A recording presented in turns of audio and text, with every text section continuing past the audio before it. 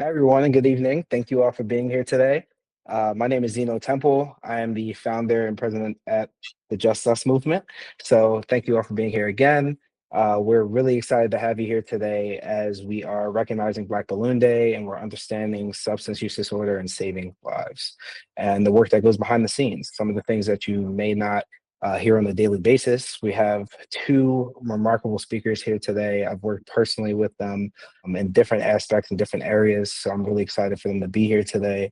A little overview of what today is all about. So Black Balloon Day is a solemn reminder that of the lives that were lost to the opioid epidemic and substance use disorder as a whole. This webinar is hosted by the Just Us movement and it seeks to honor those lives by fostering awareness, education, and actionable solutions to combat substance use disorder in our communities. So we're featuring distinguished experts in harm reduction and recovery advocacy. This panel discussion and Narcan training will empower attendees with the knowledge and tools to make a difference. So overall, why this webinar matters: the opioid epidemic disproportionately affects historically under-resourced and marginalized communities, highlighting the need for advocacy and education and harm reduction. Also, Narcan or naloxone is a life-saving tool, yet many lack the access or awareness of its use. And participating attendees will gain practical knowledge that will help combat the stigma of substance use disorder and create safer, more compassionate communities. So at this time of March 6th, 5:33 p.m. I would like to commence and thank our speakers for being here. I would like to open the floor for them to give them self-introduction, talking about some of the work that they do, who they are as a person, their career, their background. And let's start with Magda. So I'd like to pass on the mic to you. Thank you. So good afternoon, everyone. My name is Magda, and I currently work for an organization that's called Learn to Cope. Learn to Cope is a network of families that are affected by the loved one's substance use disorder. It's originated about 20 years ago in the eastern part of the state, like many organizations, right? It traveled here to the western part of the state because families have joined and brought it here. I said it's a peer network of families, and we work to support each other by providing support, education, resources, and hope, and helping each other build that family, rebuild that connection to our loved ones. This was an organization that grew organically, so it was started by a mother and her clique of friends who were seeing themselves alone in dealing with their sons or loved ones' substance use, and gathered together to kind of make a difference for themselves. And then it grew from there. It wasn't until I came on board to this organization that they started, but they began with the actual work with other communities. Because of course, if you're not representing of that community, really, you don't feel adept into providing services for that community. So regardless how much they wanted to support everybody, they're limited by what their resources, but what they have. I come from working from the district attorney's office, and that's how I met our friend here and host of this evening's event. A lot of experience in the community, a lot of understanding of how our marginalized communities have suffered or have been left out of the progress in wealth and health and all of it, right? And how we have the opportunity, hopefully, right, continue to have an opportunity to educate and create that awareness that in those spaces in which we could grow and be better for each other and supporting each other and moving forward. I don't know if I said everything I had to say, but this is it for me. We'll get into it more. Thank you for that introduction to yourself and the work that you do. And thank you for everything that you do. Mark, we're passing it off to you. Hey, everybody. My name is Mark Yakum. I am the program manager for CSO's Medical Respite up in Northampton, and I am also the harm reduction coordinator for CSO. And for those who don't know, CSO is Clinical and Support Options. So a little bit about me is I am a person with lived experience, no longer using any substances of any kind. I will not, full transparency, I will not lie. Caffeine is one that I still do use. Outside of that, I haven't had any mind-altering substance in my body. April 1st actually will be 10 years getting up on that, which is kind of good. And I just want to also let everybody know that in my past life, I was a corrections officer for just about 20 years and met a lot of really great people while I was a corrections officer. A lot of the people that I actually work with now, whether it's at CSO, on the streets, in the community, whatever it might be, I don't ever want to forget that part of my life, but it's no longer anything that I really connect myself to. But with that being said, I also spent some time in jail. I've spent lots of time in multiple rehabs. I've been Section 35 here in Massachusetts, which is involuntary commitment. So I had to go down to Brockton for a while and spend some time down there. If you would have said something to me 10, 12 years ago that this is something that I would be doing, I would have never believed you. And I would have probably said, I'm not even going to be alive. So I'm not going to worry about what's happening 10 years from back then. But there was an opportunity that came for me, and it was working for a nonprofit down in Springfield, the Mental Health Association. A person who is very near and dear to my heart, Amy Conklin, gave me the opportunity to start my life over again, for lack of a better term.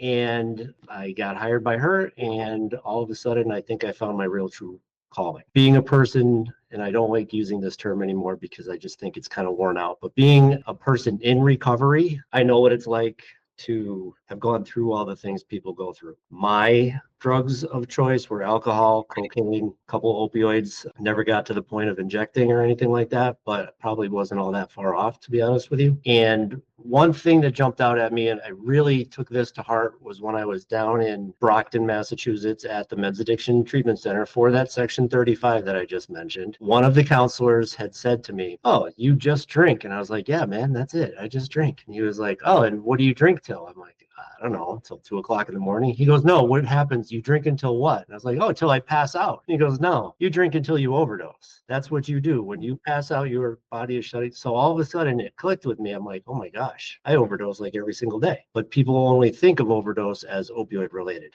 So that is when I said, okay, this is something that I'm going to really want to get into, really put my heart into. And as time went by, I started losing a lot of friends to overdose. So this became something that I was really, really passionate about, near and dear to my heart. And Zeno at a community meeting down in Springfield, and the HCADME, the Hampton County Addiction Task Force that Magda at the time was running. So I met some really, really great people. And when Zeno asked me to do this, I could not tell the amazing human that he is no.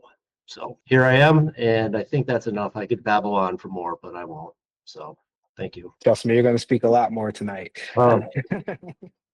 Thank you for sharing that story. I mean, I think it speaks for itself of why both of you are here. As soon as we had the idea to come up with this topic and to commemorate this day, it was pretty evident to me of who to ask. And for you to be so forthcoming and being able to come to this event, it means the world to not only me, but the people that are here today as well, and that will see this video afterwards. You both spoke about substance use disorder and your experiences, some lived experiences, some working in the field. And this is a question for both of you. Substance use disorder is often misunderstood, leading to stigma and barriers to care. From your personal and professional experiences, what are some of the most damaging misconceptions about addiction, and how can they impact individuals as they seek help? I could tell you that I'm a mother of my stepson. I don't often talk about him because it's not my journey, it's his journey. However, the family is very impacted by whatever is going on with our loved one. So for us, one of the issues that happen is that there's a lot of shame and the idea of moral failure. So as families, we think that because our loved ones suffer from this disease, that we have failed morally. At least parents feel that way. There's something that's going on with us that we didn't do correctly for our loved ones. It's mistakenly so. It's a disease. We determined as a disease. And the DSM-5 says it's a disease. And once we overcome that, I think we open the doors for more ideas of resources and the openness for treatment. I think the next thing, so we talked about the moral failure and the stigma and the generations of thinking or providing the community with this idea that my loved one has to search for treatment himself and I don't have anything to do with me. So encouraging families to say, not in my house, and I'm going to kick them out and I'm going to build a bridge between me and them. And it's not necessarily so. So our organization in Learn to Cope say, you know what, it's very hard to love somebody with an addiction or an illness or a mental illness or a chronic disease. Love them anyways, or love them more.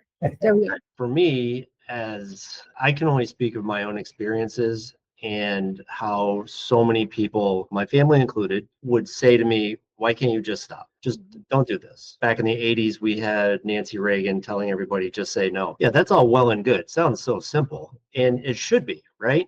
I mean, but that's not how things go. If you're with a group of friends and you're 15, 16, 17 years old and they start doing things that aren't so good for our health, it's very difficult to just sit there and say no. Another thing that always was brought to my attention was that, you have no willpower. Why can't you just do this? Just if you had a backbone type of thing.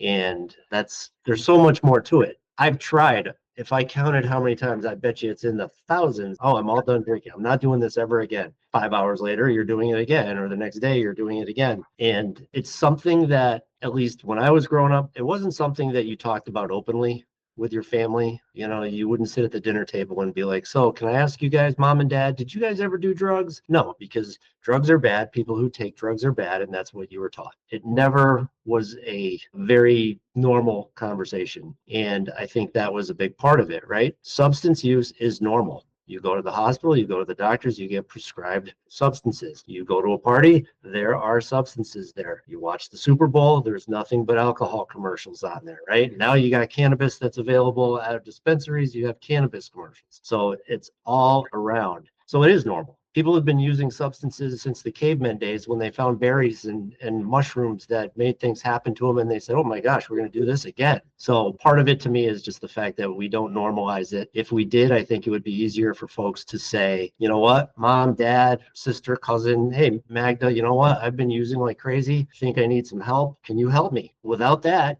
people aren't going. I never went to anybody for help until I tried to end my life in a holding cell. And that was it. I was like, oh my God, if I'm doing this, I need help. But until then, you couldn't go and do that. So I think that, to me, that's a big, huge barrier for folks. Is it's not something that's easily presented to other people. And sorry about this dinging on my thing. People keep sending me messages here at work.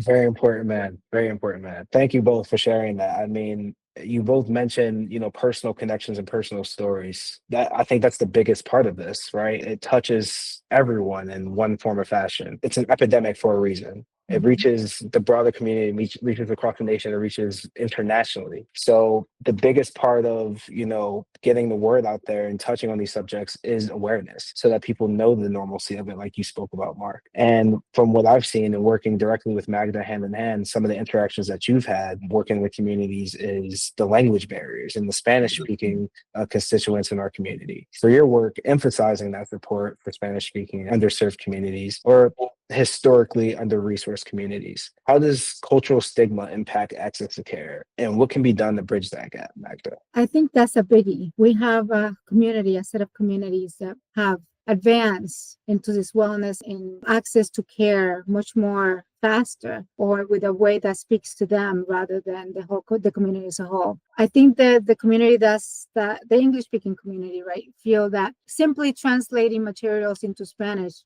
work is done, it's in Spanish now, they could read it, but we lack the personality of it. We lack the humility of it. We lack the compassion in the wording. And we lack the understanding that not because you say it that way, if you say things in that manner, it's going to translate to that other community that might not hear it that way. And in Spanish, it's not as simple as we could think.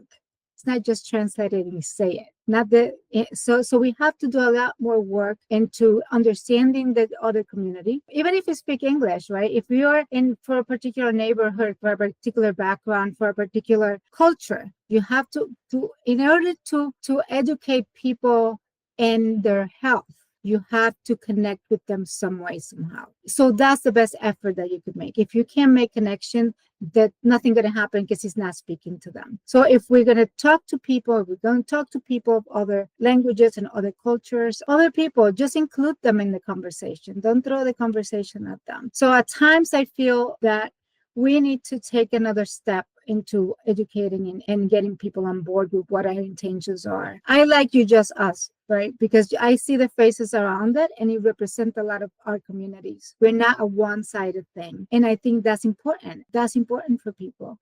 For us, one of the things that happen, I think, is that cultural beliefs steer you in some sort of direction. If I go here, for example, here in the North End, the communities stay together. Thinking about Springfield, yes, the communities that speak certain languages stay together. But then we try to educate all of it, all the community, and it doesn't reach that places because where they get their education is through their pastor, through their churches, through the community resource place that they visit, maybe the neighborhood elders, as we call them, for lack of a better term, because I'm sure there's other la abuelito, la abuelita, there's all the names that is called in the different neighborhood. That one person that knows it all, right? Knows, have see all of them be grow up. So we get to people in a way that is understood by them and not just throw ideas or education out there that is not for them. It's for that general public that we thought it was the majority. And then in the meantime, we miss out our point. Bridges get built. I think the most common thing that happened, and not to dismiss it because 12-step programs have been great for people, but 12-step programs, in my experience, have divided people, right? Have divided the families from the person that suffered from addiction in this case. And so if that's the belief for 50 years, no beliefs are hard to get, and much more when the cultural aspect and the connection is not there. And not to throw away 12-step because they have worked. They have worked with a lot of people. But one of those, just to throw an example that might not work as an all size fits all. Thank you for that. I mean, your message is messaging, right? And it's how you depict and how you share this message, how you educate others. And from that work that we were doing in all the C3 areas, right? And being in those C3 different locations for the years, you start to realize the differences in each community and how, like you said, the one size fits all does not work everywhere. Like one thing is not going to work in another place. You have to tailor it to the community. You have to tailor it to the people that you're serving. And from where Mark and I, first met down in the South End, it was maybe different than the things that happen over in Chicopee. And even thinking about the work that we did in the Southland, Mark, it's important to understand the people that you're around and the policies that are in place in those areas. So as someone who has had lived experience and someone who has been through it, what messages do you wish were more widely shared about addiction and the road to healing? Well, one of the things I already kind of touched on, I wish that it was just more of a general conversation between everybody and not such a taboo subject, because it is literally, it's everywhere. And one of the things that I try to push on folks, and I don't mean folks that are going through the living experience of substance use, I'm talking agencies, 12-step meeting, whatever it might be, that we should be presenting folks with a buffet of options if they even want it, right? I mean, not because, hey, I think that Danielle over here in this box, she probably needs some help, I'm going to send her to AA. But she doesn't want it, she doesn't need it, so it's just because I want something. That's not the way it should be, which unfortunately with a lot of places it is. I've had people push their recovery on me early in my recovery and say, well, this is what worked for me. And I was like, yeah, that's great. You're also nothing like me. So I'm not quite sure how that is. But I think if we had a buffet of options for folks, starting with, do you even want help? No, I don't. Okay, cool. I'm here next year if you need me, man, or woman, whatever. But hey, we can have 12-step groups. We can have Al-Anon. We can have people go to MAT clinics. We can do all kinds of different things. And they need to make that choice. Not their mom, not their dad, not their sister, their spouse, whatever. Unfortunately, people don't seem to ever really grasp that. And when I tell folks, well, let's give them a buffet, and they're like, no, we just give them this. It's like, no, let's ask them what they even want. It's funny because when I was working at FOH, Friends of the Homeless in Springfield years ago, I had a couple of people. One was a young Asian woman and another was a Dominican fella who wanted to go to meetings. And I was like, all right, cool. I know a great one in the South End. We can go there. It starts at 12 o'clock. It's right in the middle of the day. Get it over with. You'll love it. Well, they went with me. Everybody there looked like me, and they didn't get anything out of it because there was nobody that they could identify with. They sat there and I was like, so what'd you think? And they're like, well, I appreciate people telling their stories, but I don't have that experience. And I was like, oh, damn, that's it's something that I like. I didn't say, hey, there's a really great Spanish meeting down the street that we can go to. I'll sit through it. And no, we didn't do that. So I learned back then that it needs to be something for everybody, not just something for me to do for people. So I don't know if that makes any sense, but That's one of the things that I also notice. Like I go to some meetings and it's just a room, well, I used to, and it would be a room full of marks and that's it. It's really important to hear the stories too, though, and kind of turning towards. I'm looking at the time because we do want to get to the training portion. We're going to have a second part to this. There's just not enough time to get to all of the questions, all of the topics surrounding it. But I want to switch to harm reduction strategies. And this question is going to come right back to you, Mark. But harm reduction is something sometimes that's misunderstood as enabling substance use. Can you kind of break down what harm reduction really means and why it's a critical tool to fighting against opioid crisis? So harm reduction in one simple sentence is any positive change for somebody, right? I don't know how to explain it any better than that. I've had folks that will tell me, you're just enabling them to keep using. Like, well, actually, I'm enabling them to continue living their life until they maybe make that decision of, I'm done. I mean, it's happened to me. I've made that choice. A lot of people don't, but I would rather have people here with me using substances than not here with me and being able to at least say hello. Right. And when it comes to harm reduction, everybody gets up in arms. Oh my God, you're giving people free needles. You're giving them free Narcan. We're giving people supplies to remain healthy, to do the best that they possibly can with their life. And that is all, nothing more. Narcan does not, I've yet to speak to any person on this planet who looks at me and says, you know what, Mark, I know that you have Narcan on you, so I want to do some heroin. I'm going to go do some fentanyl because you're going to save my life. I've never seen that. Nobody around here has ever even said, oh, if they open overdose prevention centers, I'm going to go there and shoot up. No, that's not how that works. So for me, we all should be driving the speed limit. We all should be using seat belts. We all have smoke detectors in our homes. Most of us use sunscreen in the summertime. That's all harm reduction. There's nothing more to it, right? I mean, you play football, you wear a helmet. That's harm reduction. So we have parts of harm reduction in our everyday lives that people don't acknowledge. They automatically put it in as, nope, that's bad. Well, no, it's not. It's creating a safer environment for people. And it's exactly what it says. It reduces harm. That's pretty much it in my book. Point blank, that's what it is. So I want to give you a chance to, touch on this topic as well, Magda, before we turn to the presentation. You've worked in this community for a long time. You've worked and trained in overdose prevention and harm reduction for a while. What are some of the common concerns that you hear, and how do you address them and build the trust in these communities? So the number one thing is that people feel that the only way that their loved one is healthy is if they stop. And we talk about that, the misconception of that. And we talk about the reality that if you did 10 today, 10 yesterday, and today you're doing 8, listen, that's a progress, because it's about having that person continue, the opportunity to continue to live. And this is the big difference. This topic of harm reduction with families is very touchy, because families feel that if my son or my daughter is in recovery, that means nothing. That means that they have no substances in their body, whether it's methadone or any other medication. And we talk about this often enough, so we could provide more information with that. I think in the support group that I run, I might confront that conversation every time I have a new person come in regards of what their loved one is seeking for help. And talking about the fact that, if I suffer from migraines, I have to take a pill almost every day to make it work through the day. So the same, if I suffer from diabetes, I have to poke myself, right, and test myself every 4 to 6 hours to make sure so the same thing happened with a lot of chronic illnesses, and this is one of those chronic illnesses. So I will prefer I talk to the parents in my groups clear about this.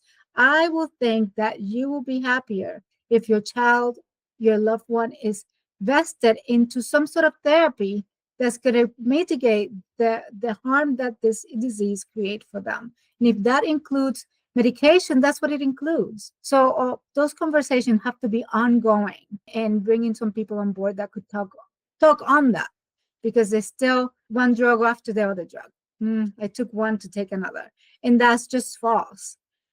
That's just completely false. And we have to kind of keep people alive, keep people with the opportunities. And the only way to do that is to use the resources that we have available to make people healthier each day. So Zeno, can I add one more thing? Absolutely, please. So I have this conversation with folks quite a bit that I'm abstinent, with the exception of caffeine. I'm 100% abstinent. I have folks that will tell me, well, then why do you believe in harm reduction? And I'm like, I believe in harm reduction because my abstinence is my harm reduction. It's part of it. I have not been arrested. I have not tried to end my life. I have not gone to jail. I have not had any of those things happen to me since I have changed this or changed this lifestyle. And to me, that's all. There's 20 different types, if 100 different types of harm reduction, right? And for me, that's what works. I've tried using less. I've tried using different substances.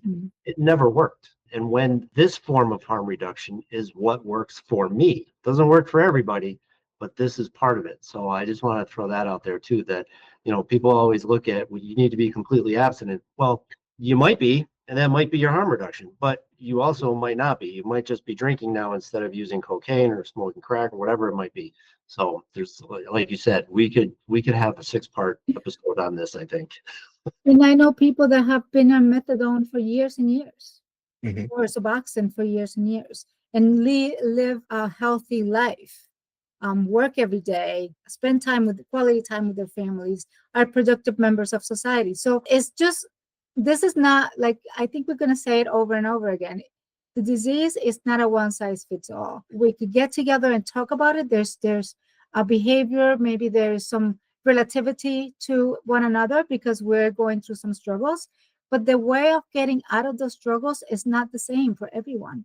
Thank you both. I mean, please excuse me if this may be an oversimplification, but this was told to me on my first day when I was with the district attorney's office, and I was getting my feet wet, going to meetings, working with HCAT, and